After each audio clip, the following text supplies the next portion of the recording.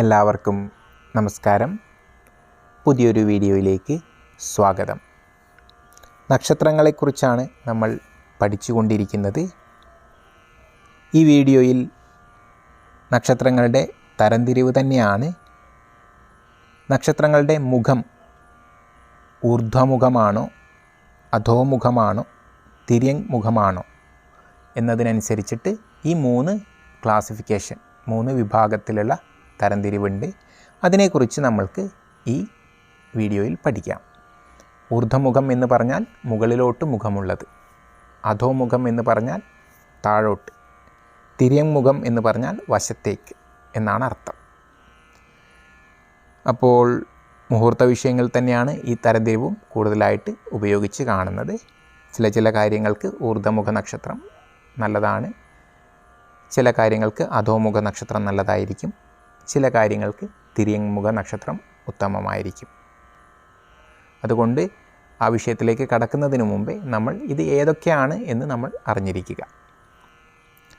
ആദ്യമായിട്ട് ഊർധ്വമുഖ നക്ഷത്രങ്ങൾ ഏതൊക്കെയാണ് എന്ന് നമ്മൾക്ക് നോക്കാം. രോഹിണി, തിരുവാതിര, പൂയം, ഉത്രം, ഉത്രാടം, തിരുവോണം, അവിട്ടം, ചതയം, ഉത്രട്ടാതി. ഈ 9 നക്ഷത്രങ്ങൾ ഊർധ്വമുഖ നക്ഷത്രങ്ങളായിട്ടാണ് പറയുന്നത്. അടുത്തത് അധോമുഖ നക്ഷത്രങ്ങൾ. ഭരണി, കാർത്തിക, ആയില്യം, മകം, പൂരം, വിശാഖം, മൂലം, പൂരാടം, പൂരൂരുട്ടാതി. ഈ 9 നക്ഷത്രങ്ങളും അധോമുഖ നക്ഷത്രങ്ങളാണ്. ശേഷിക്കുന്ന 9 നക്ഷത്രങ്ങൾ, അതായത് അശ്വതി, മകീര്യം, പുണർദം, അത്തം, ചിത്ര, ചോതി, അനിഴം, തൃക്കേട്ട, രേവതി. ഇവ തിര്യങ് മുഖ നക്ഷത്രങ്ങളാണ്. അങ്ങനെ 3 വിഭാഗത്തിലും 9 വീതം നക്ഷത്രങ്ങളുണ്ട്. 9 27 നക്ഷത്രങ്ങളും പൂർത്തിയായി. ഇതും വളരെ പ്രധാനപ്പെട്ട ഒരു തരംതിരിവാണ്. വളരെ വ്യക്തമായി മനസ്സിലാക്കിയിരിക്കുന്നത് ഗുണം ചെയ്യും.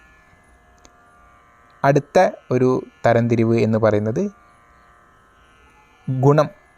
ഗുണത്തെ അടിസ്ഥാനമാക്കിയിട്ടാണ്. ദേവഗണം, മാനുഷം, ആസുരം. ഇങ്ങനെ 3 തരത്തിലുള്ള തരംതിരിവുകൾ നക്ഷത്രത്തിൽ ഉണ്ട്. ഓരോ വിഭാഗത്തിലും 9 വീതം നക്ഷത്രങ്ങളാണ്.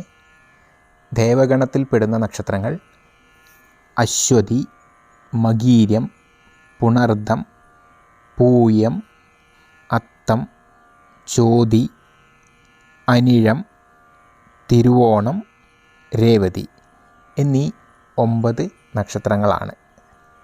മാനുഷഗണത്തിൽ വരുന്നത് ഭരണി, രോഹിണി, തിരുവാതിര, പൂരം, ഉത്രം, പൂരാടം, ഉത്രാടം, പൂരൂരുട്ടാതി, ഉത്രട്ടാതി എന്നീ 9 നക്ഷത്രങ്ങളാണ്.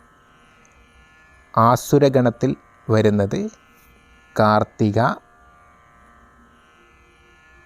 ആയില്യം, മകം, ചിത്ര, വിശാഖം, തൃക്കേട്ട, മൂലം, അവിട്ടം, ചതയം എന്നീ 9 നക്ഷത്രങ്ങളാണ്. ഇത്രയുമാണ് ഇന്നത്തെ വീഡിയോയിൽ പറയാൻ ഉദ്ദേശിച്ചത്. ഒന്ന്, നക്ഷത്രങ്ങളുടെ മുഖം അനുസരിച്ചിട്ടുള്ള തരംതിരിവ്, ഊർധ്വ അധോ തിര്യങ് മുഖ നക്ഷത്രങ്ങളായിട്ട്. ശേഷം ഗുണത്തിൻ്റെ അടിസ്ഥാനത്തിൽ ദേവഗണമാണോ മാനുഷ്യഗണമാണോ ആസുരഗണമാണോ എന്ന് നോക്കുന്ന ഒരു തരംതിരിവ്. അങ്ങനെ ഈ 2 തരംതിരിവും വ്യക്തമായിട്ട് നമ്മൾ പഠിച്ചിരിക്കുക. ഇതും ഫലഭാഗത്തിലും മുഹൂർത്ത വിഷയത്തിലൊക്കെ ആവശ്യം വന്നേക്കാം. വിവാഹ പൊരുത്തത്തിൻ്റെ വിഷയത്തിലും വളരെയധികം ആവശ്യമുള്ളൊരു സംഗതിയായിട്ടാണ് കാണുന്നത്. അപ്പോൾ ഇത്രയും ആണ് ഇന്നത്തെ വീഡിയോയിൽ പറഞ്ഞിട്ടുള്ളത്. എല്ലാവരും ഹൃദയസ്ഥമാക്കി വയ്ക്കുക. ഈ പറഞ്ഞ കാര്യങ്ങൾ. സംശയങ്ങളുണ്ടെങ്കിൽ ചോദിക്കുക, കമൻ്റായിട്ട് ചോദിക്കാം. ഈ വീഡിയോ കണ്ട ഏവർക്കും നന്ദി, നമസ്കാരം.